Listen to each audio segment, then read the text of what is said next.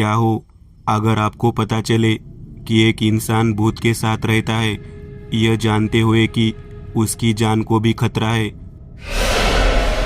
आपको थोड़ा डर लगेगा। तो ऐसे ही एक कहानी आप सुनने जा रहे हैं। गर्मियों की छुट्टी में अक्सर मामा के गांव जाना होता था। मेरे भाई बहनों के साथ खेलने के लिए पूरे पूरे महीने जो मिलते थे। मामा के घर जाने वाले रास्ते में एक छोटी सी झील पड़ती थी और उस झील के पास एक घर भी है। पुराना है पर जर्जर नहीं है और उधर से गुजरने पर वह ध्यान आकर्षित करता ही है। छोटी सी झील, उससे लगा हुआ वो घर देखने में खूबसूरत, किसी फिल्मी लोकेशन की तरह। गर्मियों में झील में पानी कम होता था और आसपास के पेड़ पत्ते उसमें गिरे होते थे। एक बार बातों बातों में मैंने मेरे भाइयों से उस घर का जिक्र कर दिया कि यार ऐसा एक घर होना चाहिए। तो मेरे भाइयों के चेहरे देखने लायक थे। वो एक दूसरे को देखते रहे।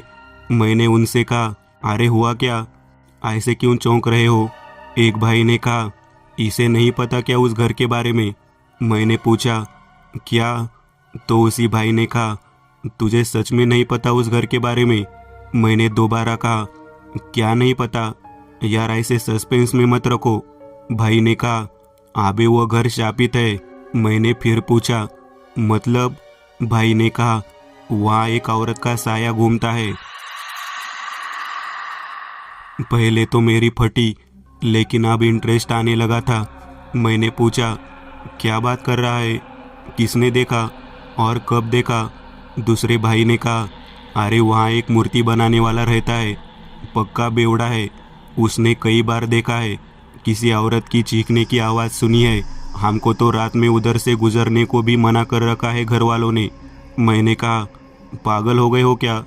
तुम ही लोग कह रहे हो वो मूर्तिकार बेवड़ा है। उसने जो भी कहा तुम लोगों ने मान लिया। बड़े भाई ने कहा, वो सब ठीक है, लेकिन पिछले साल सर्दियों की बात है। उस घर के पीछे एक अमरूद का पेड़ है।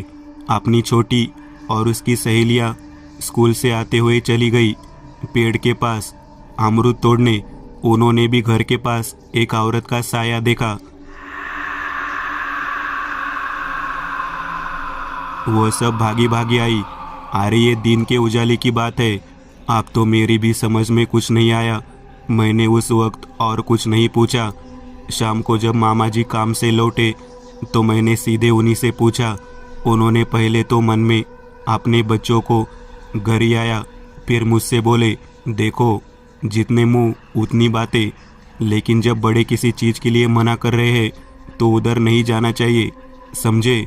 मुझे इतने छोटे से जवाब की उम्मीद नहीं थी, लेकिन जैसे तैसे खुद को मनाया।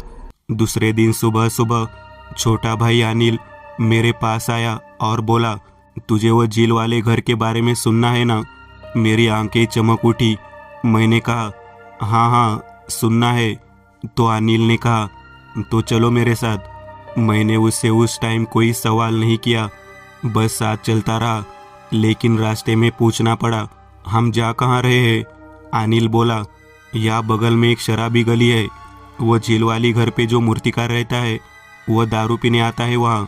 मैंने कहा, मैं नहीं चल रहा वहाँ, पता नहीं कैसे कैसे लोग होंगे वहाँ। अनिल बोला, तू चल तो सही, अपने आधे रिश्तेदारों के दर्शन उधर ही हो जाएंगे। बस मुंह पे रुमाल बांध ले ताकि तुझे बदबू ना आए और कोई पहचान न ले, वरना पिटाई होगी घर पे। मैंने कहा, तू इतना रिस्क क्यों ले रहा है मेरे लिए? भाई ने कहा, सिर्फ तुम्हारे लिए नहीं, मुझे भी उस घर के बारे में जानना है, लेकिन कोई साफ साफ बताता ही नहीं। आप सीधे उस मूर्तिकार से ही पूछेंगे। मैं उसे रुमाल बांधते हुए देखता रह गया। थोड़ी ही देर में हम शराबी गली में थे। रुमाल के अंदर तक शराब की बदबू आ रही है और सच में उस गली के हर दूसरे घर पे शराब पी और पिलाई जा रही थी। और इन्हीं घरों के अंदर हमें उस मूर्तिकार को ढूंढना था। फिर ऐसे ही एक घर में हमें वो दिखा, एक आधेड़ उम्र का आदमी जमीन पर बैठा हुआ स्टील के ग्लास में शराब पी रहा है। स्टील के ग्लास में शराब पी रहा है। अनिल बोला, वो रहा। हम उस घर के गेट से चिपक कर खड़े हो गए। संयोग से वहाँ वो अकेला था। अनिल ने कहा, यह सही मौका है इसे बात करने का। हम लपक के उसके पास पहुंचे। उसने टेढ़ी नज़रों से पहले हमें देखा, फिर घर के मालकिन से कहा, ठीक है अम्मा, चलता हूँ। इतने में अनिल ने 50 का नोट निकाला और अम्मा को देते हुए कहा, अरे अम्मा, चाचा को और ला कर दो। मूर्तिकार पहले असमंजस में था, फिर मुस्कुराया। अब अनिल की बारी थी। उसने इस बात के लिए घूस जो दे दी थी। उसने पूछा, चाचा, क्या आपके घर में सच में कोई औरत का साया है? चाचा ने कहा, हाँ। अनिल बोला, आपको डर नहीं लगता उससे?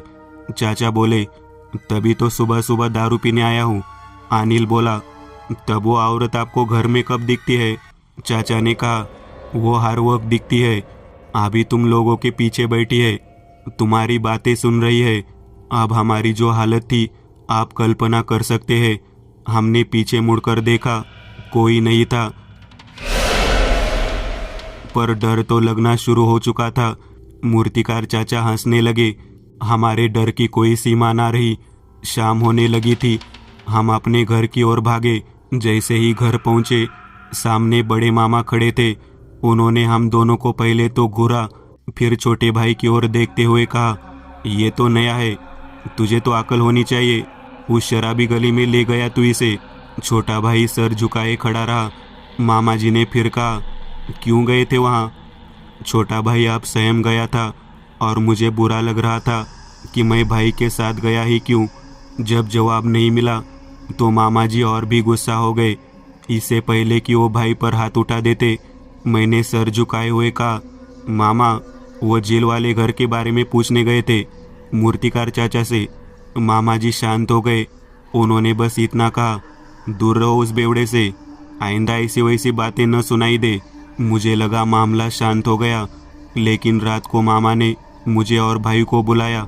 हम फिर से डांट सुनने के लिए तैयार होने लगे, लेकिन उन्होंने प्यार से हमें बिठाया। हम एक दूसरे को देखते रह गए। इतने में मामा ने बात शुरू की। उन्होंने कहा, देखो, मैं जो बताने वाला हूँ वो शायद सच न हो, पर जो भी, इतना ही जानकर तुम लोग इस बारे में भूल जाना। मेरी तो धड़कन तेज होने लगी। आप सब कुछ जानने को मिलेगा। मामा जी ने आगे कहा, मेरे बचपन की बात है। उस झील के किनारे वो घर तब से ज्यों का त्यों है। वहाँ वो अमरूद का पेड़ भी तब से है। उसके आसपास के सारे पेड़ गिरे और नए पेड़ उगाए, लेकिन वो अमरूद का पेड़ टस से मस नहीं हुआ। वहाँ तब भी कोई नहीं जाता था, चाहे अमरूद भरपूर क्यों ना हो। मैं और तेरे छोटे मामा एक बार वहाँ से गुजरे। हमने घर से लगे अमरूद के पेड़ को देखा। हम पास गए। हमारे मन में अमरूद खाने की इच्छा पनपी ही थी कि हमने घर के पास बैठी एक औरत देखी। उसने लंबा घूंघट लगाया हुआ था। मुझे लगा वो घर की मालकिन है। मैंने उससे पूछा, चाची, हम अमरूद तोड़ ले? उसने अपना सिर उठाया और हम दोनों भाई चौंक गए। उस औरत का चेहरा था ही नहीं। हाँ, उसका चेहरा ही नहीं था, न आंखें, न नाक, न होठ, बस घूंघट। हमारा गला सूख गया। हम चीख भी नहीं पाए। मैंने छोटे भाई का हाथ पकड़ा और इतनी तेजी से भागा कि पूछो मत। हमने घर आकर तुम्हारी नानी, मतलब मेरी माँ से सब बताया। उन्होंने जो कहानी उस घर की बताई, अब वो सुनो। वो घर एक विधवा औरत का था। उसका एक बच्चा था जो उस अमरूद के पेड़ से गिरकर मर गया था। उसकी याद में उस औरत ने भी अपने प्राण त्याग दिए थे। कहते हैं वो कभी अपने बच्चे के लिए नहीं रोई।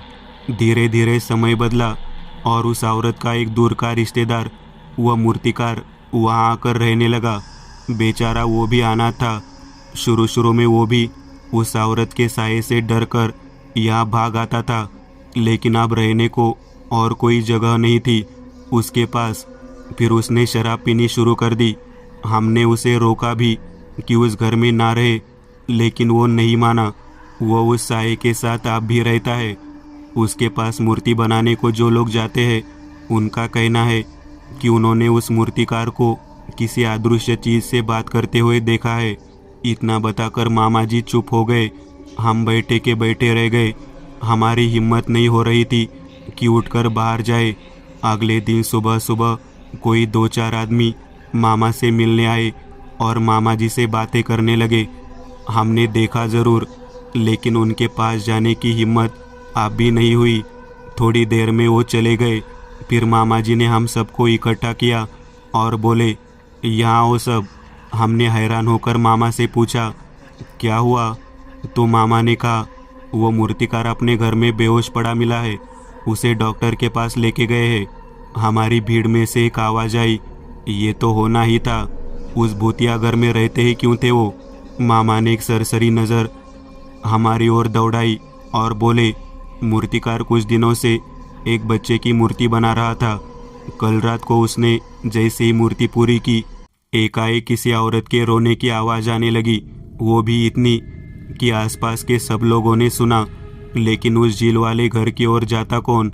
सुबह मूर्तिकार बेहोश पड़ा मिला पड़ोसियों को, और वो बच्चे की टूटी हुई मूर्ति।